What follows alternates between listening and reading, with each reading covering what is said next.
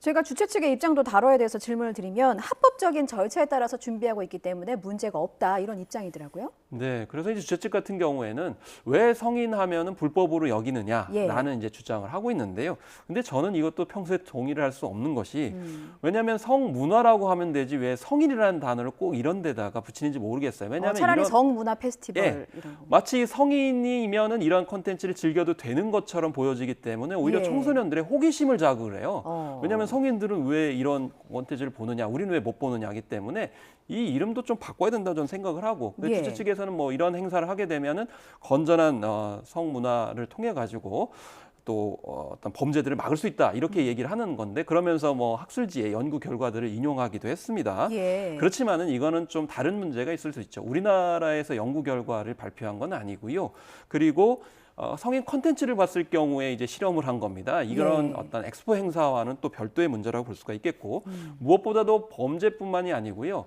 이런 음란물 같은 경우는 정상적인 이성관계를 침해합니다. 왜냐하면 음란물에 빠져들기 때문이죠. 그게 정상적인 줄 알면 큰일 나는 거잖아요. 그렇죠. 그렇기 때문에 비정상적인 음란물이나 이런 콘텐츠에 이렇게 접했을 때 정상적인 이성관계, 그러니까 남녀 연애 관계에 대해서 부정적인 생각을 하거나 다른 식의 정상적인 관계를 생각하지 못할 수가 있거든요.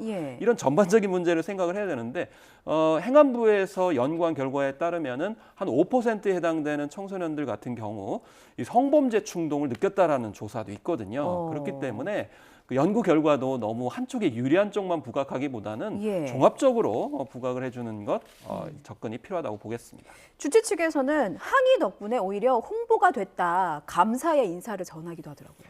이건 뭐 저 굉장히 적절한 어떤 표현은 아닐 것 같습니다. 그래서 한 달간에 3,000여 장 가까이 판매가 됐는데 뭐 하루 만에 절반 이상이 판매됐다. 시민단체 때문이다. 이렇게 얘기를 하고 있는데요.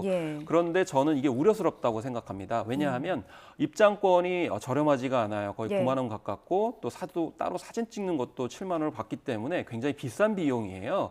그러면 만약에 이렇게 뭔가 대단한 콘텐츠가 있는 것처럼 지금 포장이 되고 있는데 나중에 여기에 혹시나 이용하셨던 분들이 저는 항의할 수 있지 않을까. 왜냐하면 그렇게 수준 높은 그런 콘텐츠라고 볼 수가 없을 것 같아요. 더구나 350만 원짜리 VIP용 그런 입장권이 있어서 이것이 굉장히 또 질타의 대상이 되고 있습니다. 그래서 350만 원짜리 VIP 이거는 이제 따로 이제 행사 뒤에 VIP면 모셔가지고 이제 배우들과 이브닝 파티를 한다라는 개념을 이야기를 하고 있는데 이건 사회적 위화감도 굉장히 크다라는 점에서 봤을 때 좀 소비자 피해가 우려되기 때문에 이런 점도 꼼꼼하게 이제 규제를 해야 될 것 같습니다.